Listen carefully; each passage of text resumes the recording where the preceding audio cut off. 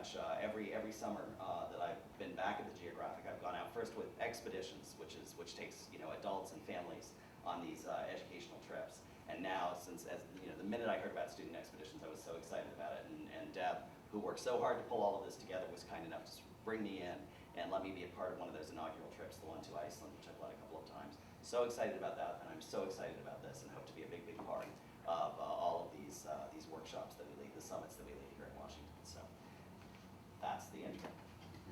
Experiential learning, getting out in the field, hands-on. And our mission, you heard about this from Greg, the increase in diffuse geographic knowledge. And what did that really mean? Well, geography, as defined, Alexander Graham Bell defined it for the first Grosvenor to edit the magazine and then become president of the society, said, well, geography, that's the world and all that's in it, is our canvas. We also have a more academic definition of geography. We support geography education in this country, but really in terms of the mandate, what it is that we're interested in lots of things. And now what that means, if our first century, if through 2001 National Geographic was really about was exploring the world and explaining to people what we'd seen, sharing that vision of what we had seen with it, our CEO and those of us on the staff felt that that's great, but that's not enough. In this day and age, so much of what we see is imperiled or is vanishing. There are things people can do to make a difference, and we feel we can explore, explain. We have to help encourage people, give them the tools to sustain the planet and the things that they see.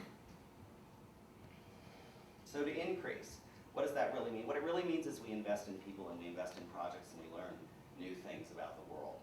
And so, the film opened last night. Amelia Earhart, of course, someone Greg mentioned as well. Some of the many, thousands and thousands of grants we've given for research, conservation, exploration over the years. Jacques Cousteau, throughout his career, who developed the scuba gear that now everyone uses and takes for granted. He was one of the co-developers of that, co-inventors of that. And of course, Jane Goodall, almost saying so much we know about the world, so much we know because she went and she lived with the chimpanzees and shared that, and also was able to touch people, able to inspire, not just learn, but inspire. And Bob Ballard, the Titanic, and so many other discoveries, so many other things that he's found in so many people, generations of people that he has inspired to go and to learn these things, to learn about the seas, to learn technology, to make new discovery possible. And the images, the things, the stories, things that we would not have seen without people like this who were determined to go out and find them. So we invest in that. We give research grants and we match grants to try and make these discoveries happen. So, and what's more, you can go on to Google Earth. I didn't want to launch it here and risk crashing my presentation, but literally this is close to 9,000 research grants. And if you go into Google, you can go to a layer and turn it on and see all of these grants, click on them and learn about them, follow links to learn more about the projects. But literally, as you turn the globe around, it's everywhere. It's research that's been focused on all parts of the globe, and all parts of the continents, many parts of the seas. So that's the increasing, that's the understanding of going out in the world and seeing new things. We want to share them. And of course, the initial vehicle, the one that sort of defined us for sharing them was our magazine. Which started for the first, for a very little while, was almost a sort of academic journal. The National Geographic Society's journal, like the Journal of the American Chemical Society, or other more sort of academically focused publications. And again, the first Grosvenor to edit the magazine decided he really wanted it to be a more popular journal, to share it with the public and to inspire them. And so it became what it is, a sort of a familiar icon. And one of the interesting things about this, when I wrote that first story for the magazine, back in the February 1990 issue is when that was published. I think at that point it was published only in English at that point. Now it's published in about maybe more than 25 languages, distributed. It was always distributed in sort of even back then in sort of every country on earth. But now in local language editions, it's all around the world. The typical issue is seen by something like 50 or 60 million people, and it's a crazy number of people. But the stories, how many people could write a story for the typical issue would carry 5 stories and maybe 6, 12 issues a year, so about 70 stories. So there was an opportunity, there was space for about 70 people to go out and experience something and share it with folks. And of course now, as you know very well, with the internet, with the ease of digital media tools for collecting information and for sharing information, for publishing, anyone can publish something, can make something, can put together a simple video, can tell a story with photographs that can reach hundreds or thousands or millions of people. and the cost of doing that is becoming increasingly negligible, and the barriers to doing that negligible. Everybody can put themselves on assignment and go out and see the world and do something meaningful with what they see and share. And so our means of diffusing the geographic knowledge that we collect have diversified. You know, we have our magazine, but now, of course, we have since 1996. We've had our website, and we're involved. We have many magazines as well. A magazine about travel, a magazine about adventure that was founded by the person who created Outside Magazine. Magazines for home, for kids at home, National Geographic Kids, and also a number of sort of readers, basically magazines for kids at school. And we have books, we publish atlases. There's so many ways we try to reach people. And of course, television, now the channel. Now coming in the spring, sort of what amounts to our answer to Animal Planet. We have so much natural history programming, so much wildlife programming. National Geographic Wild will be our new channel distributed in the US. It's already distributed in many countries around the world. So lots of ways of sort of getting the word out, sharing stories with people, and even feature films. So, but what it's really all about, you know, what we're trying to do with me when we share these stories, what's distinguished National Geographic is that we've used the media, the tools at our disposal to try and give people as close as possible to a firsthand experience, the experience of being there. A place, you know, when you go out on an assignment, you go to gather materials for a story, and then you tell that story, you're trying to sort of put people in the picture, to let them know what it's like to be there, to let them feel it as if they were there. And that's why, you know, the magazine sort of pioneered in photography back when, you know, there was no such thing as a gatefold in a magazine. It's sort of pages that folded out like this until someone in National Geographic said, this picture's too big, but we got to share this picture. We've got to put this in people's hands, and they did it. And we're still doing that. One of our latest issues, I think September, October issue, Redwoods, a story on redwoods, where they put together this huge composite image of a tree that folds out, you know, this big, because we didn't want to crop it down and make it this big, you know, and shrink it down. With video, with sort of, setting a very high standard for video photography. Back when people were using sort of tape, we were still using film to shoot video. Pioneered a lot of photography techniques and a lot of photography tools. You'll hear about, if you haven't already heard about CritterCam, which is just one of them. We'll have a bunch of patents for that work, which involves, the sort of thing that Letterman and Leonard do with their dogs. Put a camera on the head of the dog, except it's on animals that are really hard to sort of get close to, and animals that are in many cases very endangered. So you won't want to do anything to endanger them. But really being able to sort of put a camera on a whale, or a humpback whale, or put a camera on a shark, or put a camera on a lion, and see what that animal experiences, so we can know new things about animal behavior, and feel that firsthand experience with something none of us gets to share. We don't get to be a lion, but we get to really feel what it's like to be a lion, and begin to understand that. And many of the places that we go are places not just very few folks get to go, but that no one gets to go, into the past, or into the future, or inside an atom, or out to the distant reaches of space. But that's what we're working to do. And it's a process of going out and gathering the material. It's a process of, someone once said to me, really the value of what National Geographic does, I didn't even go out and shoot lots of footage, but climb on Everest, it's the post-production, it's what's done when you get back, it's how much you leave behind. And it's that process of selection. And it's one of the things with students, is, when you bring them here, they'll be overwhelmed with all the stories they could tell, all the things they could explore, all the experiences they could capture and share. And the issue is finding one or a few very focused stories that they can tell really well, and capturing what they need to tell those stories. A process of reflection, thought, understanding, empathy, and selection. And then inspiring people. I mentioned that our mission changed a little bit, shifted a little bit, not a big change in terms of what we're doing, but in terms of sort of the tone with which we're doing it. We're by no means the Sierra Club. We're not. Advocacy isn't sort of job one for National Geographic. But certainly thinking about what's important informs the process of deciding what stories we will tell.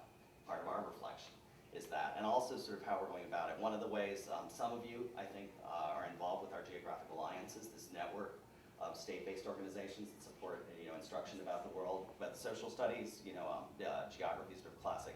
The social studies side of it, cultures, regions, regions, things like that. And also science, life science, environmental science, earth science, supported by these networks. And a real effort now to sort of reach out and say, here, this is a discipline that really is under-recognized. It's kind of fallen trap to the fact that it straddles so many disciplines. It's no one's, essential responsibility, or a few people's essential responsibility.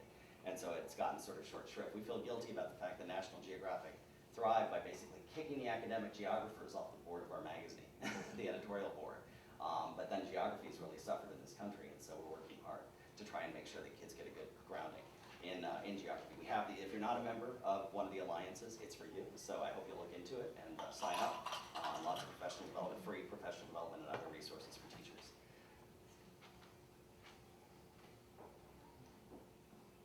Also, the legends are familiar. The Bob Ballards and the Jane Goodalls and so on. We've invested in over careers, the Leakeys.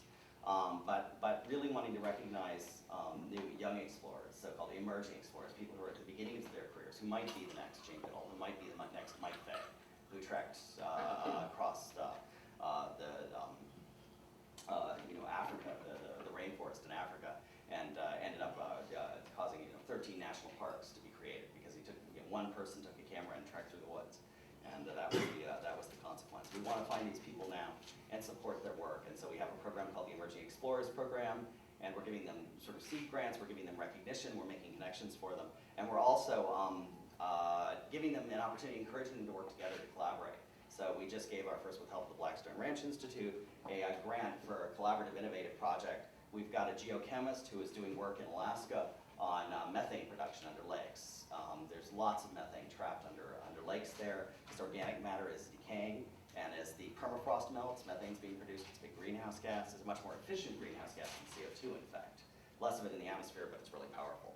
And so this is kind of a big deal in terms of climate change modeling, but also a great resource because methane can be a source of fuel that can be generated in what are called biogas digesters. So one of our other emerging explorers is doing work in Cairo, working in the slums of Cairo, helping people to set these up so that they actually, they don't have much means. They're relatively impoverished, but they, like all the rest of us, they produce garbage, and a lot of that garbage can be transformed into fuel that they can use to create hot water, to heat their homes, to cook. And one of the limitations is that the organisms that do that don't work when temperatures are cold.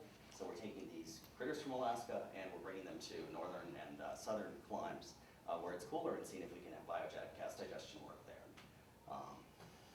So a grant for that kind of work. Or the Joubert, people who are filmmakers who spent their lives in Africa recording the stories of lions and other big cats. Well, big cats are disappearing almost everywhere and disappearing fast. Not enough just to tell the stories. We tell the stories, and fortunately people are inspired and want to do something. Now we're trying to help to do something. And so a sort of a formal initiative to raise funds to try and get things done. And lots of data, lots of research. So using maps to tell stories. It makes it easy to understand when you see how many maps there were a century, or how many lions there were, how many countries hosted large lion populations a century ago and today, and what's projected 20 years from now. The Ocean Now initiative. I think, Deb, you mentioned that I had just returned an incredible assignment. I was invited to come out with Enrique Sala and Sylvia Earle, a couple of oceanographers the National Geographic supports. They're doing work going out to some of the last few pristine places in the oceans. It turns out for years, even when Jacques Cousteau was going out and documenting life on the reef, we assumed that was what a healthy reef ecosystem looked like, but they've been so affected by the activities of people, by fishing and other things that we're doing, that in fact these really don't look like sort of a climax. I mean, we know what old growth forest looks like, but no one knew what, if you will, an old growth reef would look like, a really healthy undisturbed reef. There are a few places that are so isolated that are still relatively unfished, that are well protected, or that need protection, that allow you to go and see that. So it's an effort to go and find these places, but part of the point is to help to get better preservation, to see individuals and countries work together to invest in protecting them, setting them aside as marine protected areas, and finding the resources, investing the resources to get people out to protect them, because you can set aside water just like you can set aside land and call it a park, but if there's no one there to protect it, it's not really going to stay much of a park. And so that's the point of this, and also working to bring it to classrooms.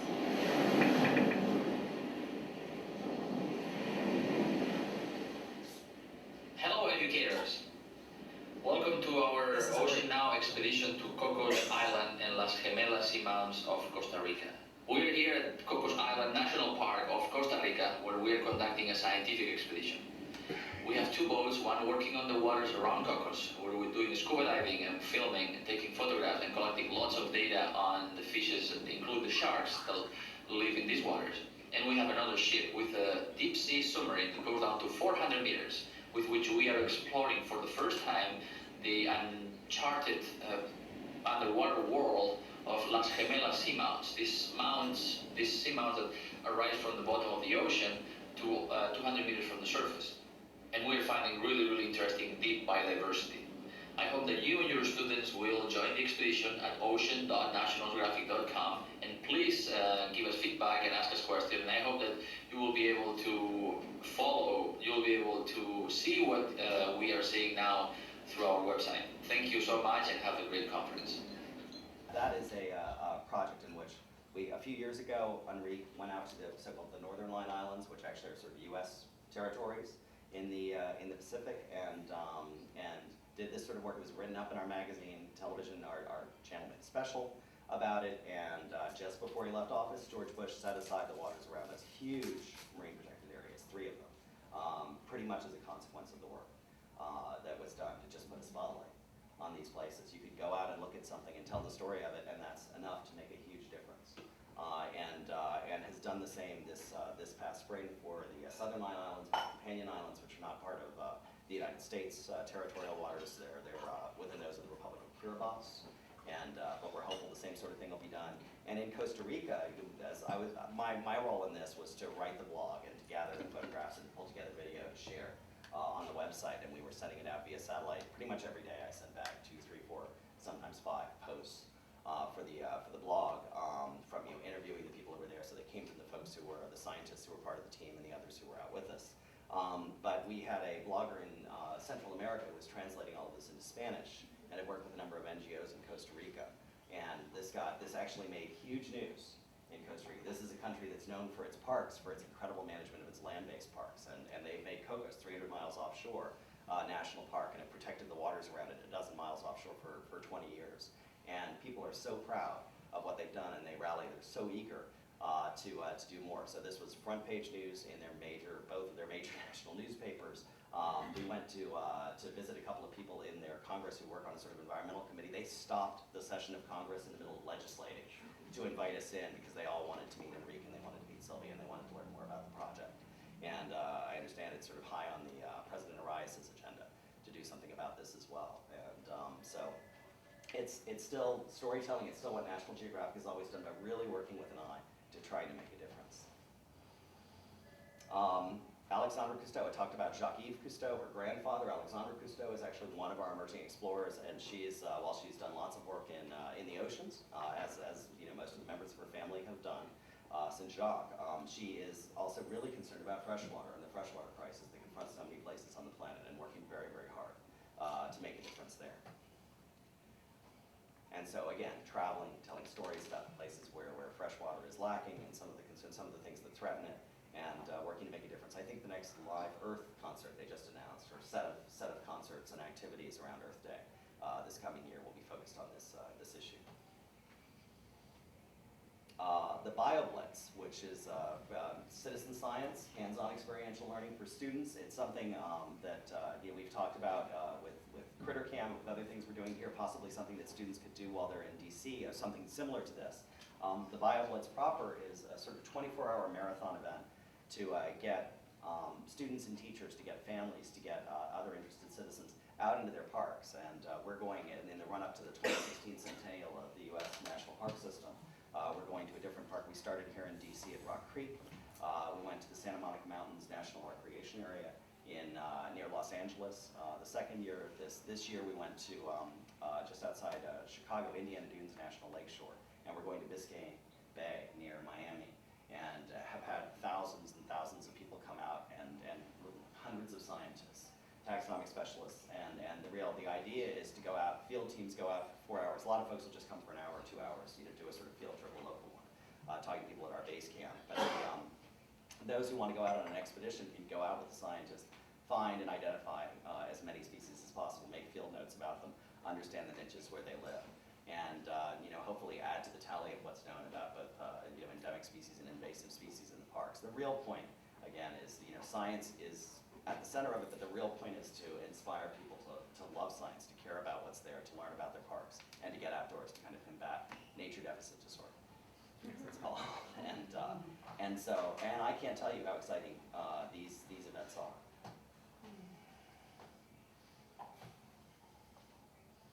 kids really get turned on. And again, this is the sort of thing that, you know, kids who come to DC for the summit, we're hoping to have the same kind of transformational experience that the kids who come out for a BioBlitz event do, except even bigger because they're spending more time here. PhotoCamp, a project where once again, you know, it's not just a handful of people that National Geographic can sort of send out on an assignment. Our goal is to let people know that we're all on assignment. You know, everyone is able to pick up a camera and a notebook and or their PDA, you know, whatever they use, and tell the story about the place where they are, the things that matter to them. And so we've got National Geographic photographers sort of going out now, taking youth into the field and teaching them to capture the stories of the communities that they live in, that they know best, both here in the United States and in countries around the world, such as India, in a refugee camp in Uganda, in an Indian reservation, the Pine Ridge Indian Reservation, at the BioBlitzes. They just absolutely vamped it up in front of the camera. Meanwhile, they're all doing exactly the same thing. They're on Facebook every day. They're posting pictures of themselves. They're tagging one another. I put up pictures to Facebook as I was out there. They're tagging themselves in my photos. Students already know how to do this. They're doing it all the time anyway. It's so easy to co-opt that and turn it into something that's really, really, really an effective means of self-expression and actual means of making a difference.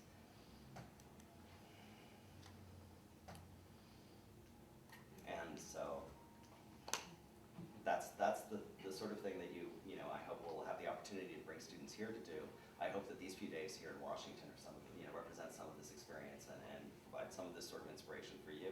I'm glad to do anything I can to help the program and to answer any questions you might have now.